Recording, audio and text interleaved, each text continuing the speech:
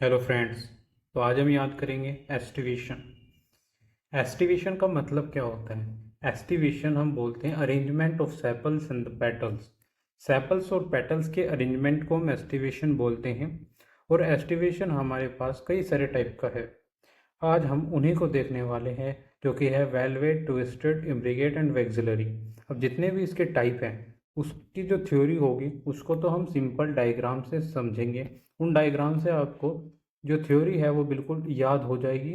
और जितने भी एग्जाम्पल्स होंगे उनको हम निमोनिक्स के थ्रू आज याद कर लेंगे। तो आज हम कंप्लीट एस्टिवेशन को ख़त्म करने वाले हैं। तो स्टार्ट करते हैं हम वेलवेट से, जो कि एस्टिवेशन का सबसे पहला टाइप है। तो हम देखते हैं कि एस्टिवेशन होता क्या है। एस्टिवेशन हम उसे बोलते हैं जब सेपल्स और petals in a whole just touch one another at the margin without overlapping.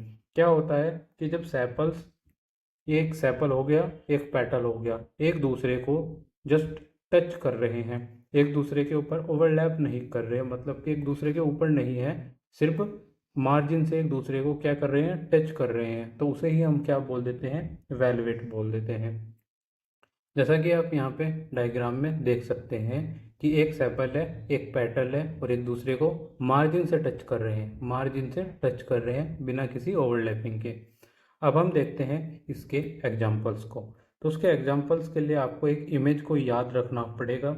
वो इमेज है यहाँ पर कि यहाँ पर एक ट्रॉफी आपको दिख रही है, और वो ट्रॉफी कहाँ पर रखी है? एक ट्रॉफी जो है एक वॉल के ऊपर रखी है, मतलब कि एक दीवार के ऊपर रखी हुई है। तो यहाँ पर जो ट्रॉफी है और वॉल है, तो वॉल से हो जाएगा यहाँ पर वेलवेट, और जो ट्रॉफी है उससे हो जाएगा कैलोट्रॉफीज। अब जो इसका एग्जाम्पल होता है वेलवेट का, वो है कैलोट्रॉफीज।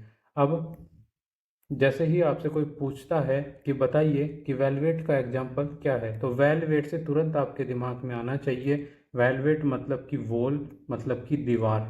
और वॉल के ऊपर क्या रखी हुई है? ट्रॉफी रखी हुई है। तो ट्रॉफी से क्या हो जाएगा? कैलो ट्रॉफीज हो जाएगा। तो ऐसे आप वेलवेट को याद कर सकते हैं। अब हम नेक्स्ट देखते हैं। जो नेक्स्ट है हमारे पास वो है ट्विस्टेड। अब ट्विस्टेड को हम कैसे याद करेंगे? तो सबसे पहले देख लेते हैं ट्विस्टेड है क्या। If one margin of the appendages overlap that of the next one and so on. इसमें क्या होता है कि एक अपेंडेजेस जो है, एक सेपल दूसरे पेटल के ऊपर ओवरलैप रहता है। वहां पर हमने देखा था कि कुछ भी ओवरलैप नहीं था, सिर्फ टच कर रहे थे एक दूसरे को। लेकिन यहाँ पर एक दूसरे के ऊपर ओवरलैप रहता है, दूसरा तीसरे के ऊपर ओवरलैप रहता है, तीसरा चौथे के ऊपर ओवरलैप रहता है। ऐसे ही एक एक मैनर में ये क्या होते हैं, ओवरलैप रहते हैं एक सीक्वेंस में, एक सीक्वेंस में ओवरलैप रहते हैं। तो उसे ही हम क्या बोल देते हैं? ट्विस्टेड बोल देते हैं। तो आप इसको एक डायग्राम से याद कर सकते हैं। अब हम देखते हैं इसके एग्जाम्पल्स। अब इसके एग्जाम्पल्स हम कैसे देखेंगे? तो आपको ये इमेज देखनी है कि यहाँ पर एक चाइना की लड़की है, लेकिन हम इसको यहाँ पर लेडी बोल रहे हैं। तो ठीक है, वो क्या कर रही है? वो कॉटन कैंडी को खा रही है, कॉटन कैंडी को खा रही है। तो इसको कैसे याद करेंगे? अब देखिए यहाँ पर चाइना, लेडी, वेस्टेड, कॉटन। तो आपको ये इमेज याद रखनी है। चाइना से हो जाएगा चाइना रोज, जो कि इसका एग्जाम्पल होता है, और लेडी से हो जाएगा lady finger. And wasted, wasted से हो जाएगा ट्विस्टेड, जो कि बताता है कि चाइना रोज, लेडी फिंगर और कॉटन जो हैं, ये एग्जाम्पल हैं ट्विस्टेड के। अब आपके एग्जाम में अगर क्वेश्चन आता है कि ट्विस्टेड के एग्जाम्पल्स बताइए, ट्विस्टेड के एग्जाम्पल्स बताइए, तो ट्विस्टेड से तुरंत आपके दिमाग में आना चाहिए ट्विस्टेड मतलब कि वेस्टेड। और वेस्टेड कौन कर रही है? चाइना लेडी कॉटन कैंडी को खाकर क्या कर रही है? वेस्ट कर रही है। तो ये इमेज आपके दिमाग में तुरंत आ जानी चाहिए जब भी ट्विस्टेड की बात होगी। ठीक है, तो हमने ऐसे इसको याद कर लिया है। अब हम नेक्स्ट देखते हैं। जो हमारे पास नेक्स्ट है वो है इम्ब्रिकेट।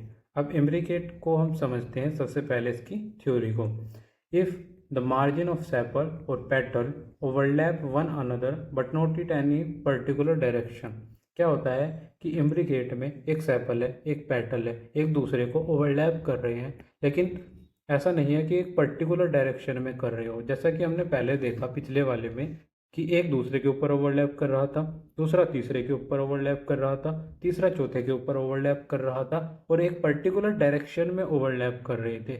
लेकिन यहाँ पर ऐसा नहीं है। यहाँ पे क्या है कि एक दूसरे को ओवरलैप करता है, और तीसरा दूसरे को ओवरलैप कर लेता है। ऐसे एक सीक्वेंस नहीं है, एक पर्टिकुलर डायरेक्शन नहीं है ओवरलैप करने की, उसी को हम इम्ब्रिगेट बोल देते हैं। अब हम देखते हैं इसके एग्जाम्पल। उसके लिए आपको ये इमेज को याद रखना है। यहाँ पर क्या है, कैट है, और कैट अपने एक हाथ में कैश ले रखी है। क्या ले रखा है, कैश ले रखा है। दूसरे हाथ में उसने एक गुल्लक ले रखी है, क्योंकि वो उस कैश को उस गुल्लक में डालने वाली है।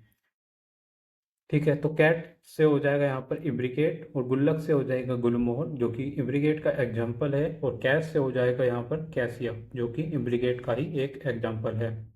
अब आप इसको कैसे याद करेंगे? तो आपके एग्जाम में अगर क्वेश्चन आया कि इम्ब्रिकेट का एग्जाम्पल बताओ, तो उससे इम्ब्रिकेट में जो कैट आता है, तो तुरंत कैट से आपके दिमाग में इमेज बनी आ जानी चाहिए कि कैट ने अपने एक हाथ में क्या पकड़ा हुआ है, कैश पकड़ा हुआ है, और दूसरे हाथ में उसने ले रखा है यहाँ पर गुल्लक। तो कैश से हो जाएगा कैसिया, और गुल्लक से हो जाएगा गुलमोहर। तो ऐसे हमने इम्ब्रिकेट को भी याद कर लिया है। तो अब हम देखते हैं वैक्सिलरी। तो वैक्सिलरी को याद करने के लिए हम स्टार्ट करते हैं इसकी थ्योरी से कि वैक्सिलरी में होता क्या है। तो दे आर 5 पेटल्स, यहाँ पर 5 पेटल्स होते हैं। ये 5 पेटल्स आप देख सकते हैं, एक सबसे ऊपर है, फिर बाद में 2 हैं, कितने हो गए, 3 हो गए, फिर एक 4, और फिर एक 5। तो ऐसे कितने पेटल्स हैं, 5 पेटल्स हैं। और जो उनमें सबसे बड़ा है, द लार्जेस्ट वन, जो सबसे बड़ा है, उसको हमने नाम दिया स्टैंडर्ड। फिर बाद में ओवरलैप द 2 लेटरल पेटल्स। अब ये जो सबसे बड़ा है, स्टैंडर्ड है, ये क्या कर रहा है, ये जो 2 इससे छोटे हैं उनको ओवरलैप कर रहा है। एक इसे ओवरलैप कर रहा है, एक इसे ओवरलैप कर रहा है। तो इसको हमने नाम दिया यहाँ पर विंग्स। फिर बाद में जो ये विंग्स हैं, ये बाद में जाकर 2 स्मॉलेस्ट एंटीरियर पेटल्स, जिनको हमने नाम दिया कील, ये इनको ओवरलैप कर रहा है। तो यहाँ पे दोबारा से देख लेते हैं। तो सबसे बड़ा है, इसका नाम है स्टैंडर्ड। फिर जो उससे छोटे हैं उसका नाम है विंग्स। फिर सबसे बाद में जो है सबसे छोटे, उसका नाम है कील। तो ऐसे आप इसको याद कर सकते हैं। अब आता है हमारे पास कि वैक्सिलरी के एग्जाम्पल्स क्या होते हैं। वैक्सिलरी के एग्जाम्पल्स हमारे पास 2 हैं, एक तो है पी, एक है बीन। अब हम इसको कैसे याद करेंगे? तो उसके लिए आपको ये इमेज याद रखनी है कि यहाँ पर एक